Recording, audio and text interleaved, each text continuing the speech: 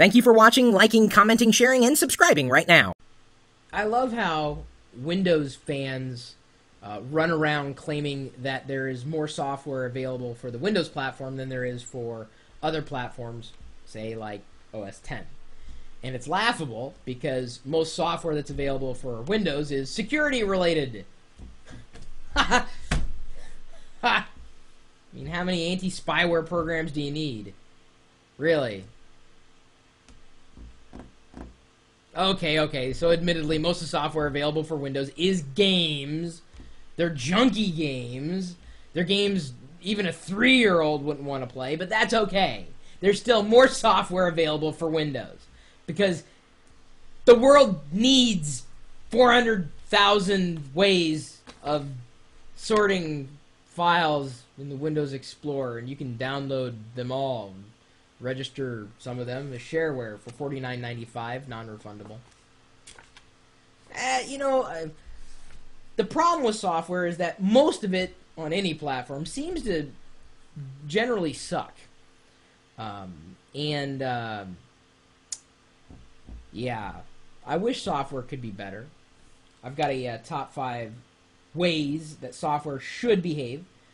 It's kind of a top 5 list submitted by Nick Manley, also known as Dark Hack, and I loved the list.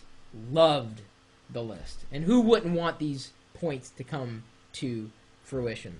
By the way, one of my favorite apps on OS X isn't really an app at all, and I'll get to it in a second as we drill through this list.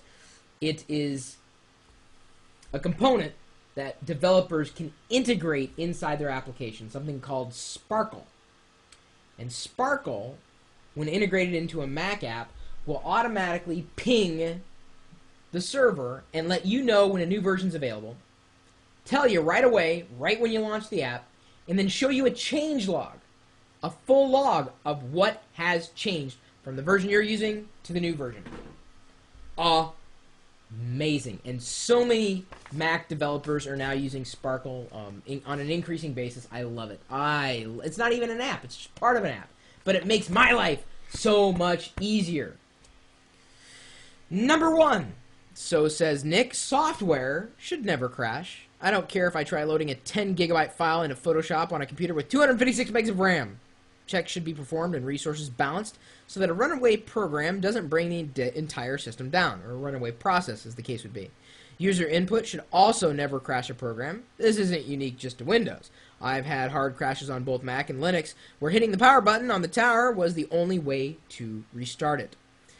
Number 2, security should be built. Oh, wait. You know, if you completely froze the computer, it may be indicative of a heat problem. You may want to check to make sure you're getting the right cooling to that system. I'm not saying that software wouldn't be to blame. Number 2, security should be built in and seamless. Grandma shouldn't need a degree in computer science to keep her from getting her identity stolen or her computer infected with malware. Virus-like behavior shouldn't be possible. One reason Mac and Linux have fewer viruses isn't just because of their lower market share, but also because they are built securely and self-propagating programs are rare and are difficult to hide from the system. Firefox is another good example of software that integrates securely by alerting the user if they're on a suspected phishing site. Well, now this is where I kind of differ with Nick. I wouldn't say, I mean, mathematically speaking, yes, the tallest nail does get pounded. Certainly there are vulnerabilities for Windows, but it's been shown that there can be just as many vulnerabilities for Linux. And yes, there are less people using the Mac, which is fine because there aren't a lot of spyware apps for the Mac. That doesn't mean that apps don't phone home without the user knowing. That, by definition, is spyware. And calling Firefox a more secure browser, again, is a misnomer. Internet Explorer's got a built-in phishing filter. I also recommend OpenDNS, which isn't based inside the browser at all. It's completely browser independent. It's internet connection dependent. It's all contingent on how the software was built. Good practices, smart developer, security conscious, no buffer overflows, tried and true, and certainly it helps to be using software that is off the radar, not necessarily smack dab in the middle of it. That's why Windows gets in trouble. Number 3, protect data at all costs. One horror story comes to mind where a user told me that they had downloaded a document from their webmail but selected open instead of save at the dialog.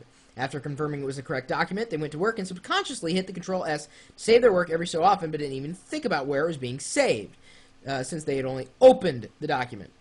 They had kept this window open throughout the day, adding changes, and then did a final Control S, close the window for the night. The next day, they looked at the recent documents to see file not found. Opening the document put it in a temporary folder, which was cleaned out when they rebooted their computer. This kind of thing shouldn't have happened. Operating systems should also keep backups and revisions of documents in case the user needs to go back with the previous draft. Leopard's Time Machine is an example that comes to mind. Now, there's also volume shadow copy inside of Windows.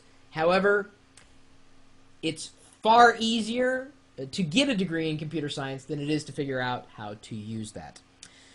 Number 4, online, and I'm talking about volume shadow copy, not Time Machine. Time Machine, grandma could figure out. Number 4, this is a big one to me, online integration. There's a lot of buzz about this Web 2.0, which doesn't exist, and he notes that, and I am in complete agreement there. And people thinking that all applications will be run inside a browser. I personally think that's silly. Google Docs and spreadsheets will never replace Microsoft Office or any full-blown application that is installed to the system. Installed apps have the advantage of performance and being integrated into the OS more than a web application could ever hope to be. However, I believe that client-side applications should become more integrated with online services, though not web applications themselves. Pardon me. Ooh, it's a little late. Ooh, we just passed midnight here. Not according to when we set the subject, but according to my clock. Imagine OpenOffice, for example, integrated with Google Docs and being able to save data both to disk and online without needing to open up a web browser. My media player can download lyrics for music or provide a link to IMDb when watching a DVD. Number 5, maintain a just works philosophy. I plug in my printer and it works.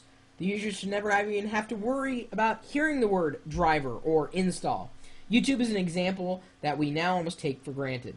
10 years ago, I remember having to mess with the Windows Media Player, Real Player, and QuickTime plugins with all the installing and rebooting just to play a video in my browser. Dozens of different formats and codecs. YouTube has simplified the process. I visit the site, hit play, and it plays. If Flash isn't installed, a quick click here to install Flash, and boom, it works. I agree. I mean, you want to talk about nightmares disappearing because software becomes easier to use over time. Video was a big deal. Media was a huge deal. It does boil down to not just finding a program that works for you, but finding a program developer or development team that works with you. The feedback that you send on to them is vital. It is crucial. Now, that's not to say that every bit of feedback you may send to a developer is going to be, taken beyond face value. But, still, you should give feedback. All your favorite apps, you shouldn't just use them and just say you like using them. If you think that they can improve, tell the developer they can be made better. I'm going to toss it back to you. How do you think software can be improved? You as a regular user, a power user, maybe a novice user, how do you want software to be for you? Just removing a lot of this kludginess would be, a start, but how can we get to that point? Do you have any ideas? You have any top 5 lists of dealing with software? Top 5 lists of favorite software that nobody knows about? My email address is chris@pirillo.com. Feel free to send your suggestions over there. I know the Mac versus PC debate is never going to end. In fact, my friend Tim Tibbetts from MajorGeeks.com just got his first Mac after never owning one, and it was obvious. He'd kind of written a daily journal over the past week with his experiences in being a classic Windows user and then using Mac for the first time. And bottom line is, he even said it was easier to use than Windows. Completely unbiased. Completely. If he was biased, he'd be biased towards Windows. We had this long email thread between friends, and I just kept interjecting like, dude, you gotta try it, dude. You gotta do it. I mean, more than anything, it's knowing that I can go to a Mac download site that I know and trust and read either peer reviews or knowing which is more popular and not feeling like I'm going to hose my system so long as I'm not installing something that, claims that it may hose my system. It's stress-free software on the Mac, largely. To install something, you drag and drop it. To uninstall it, you drag and drop it. I don't know how much easier it can get. You tell me. Sorry, not to turn into a whole... This isn't a Mac video. Like I said, Windows is the tallest nail. It gets pounded. I play both sides of the fence. I use all operating systems. That's just the kind of geek I am. Now, you're probably a geek, too, and you're probably wondering, well, I wonder how many other geeks out there love talking about software and hardware and the internet and gaming and all this stuff that I like. Well, there's a community that is chatting away right now as you're watching this video, because we recorded this video live. It was streamed out onto the internet. We have a live video stream, which is kind of like a television show, without the television necessarily. I know some people watch our programs when we upload them to the internet. They watch them on their TV after they've been recorded. But if you want to participate in the chat room, you're welcome to join us. We're open 24 hours a day, 7 days a week, right now at live.pirillo.com. We'll see you later.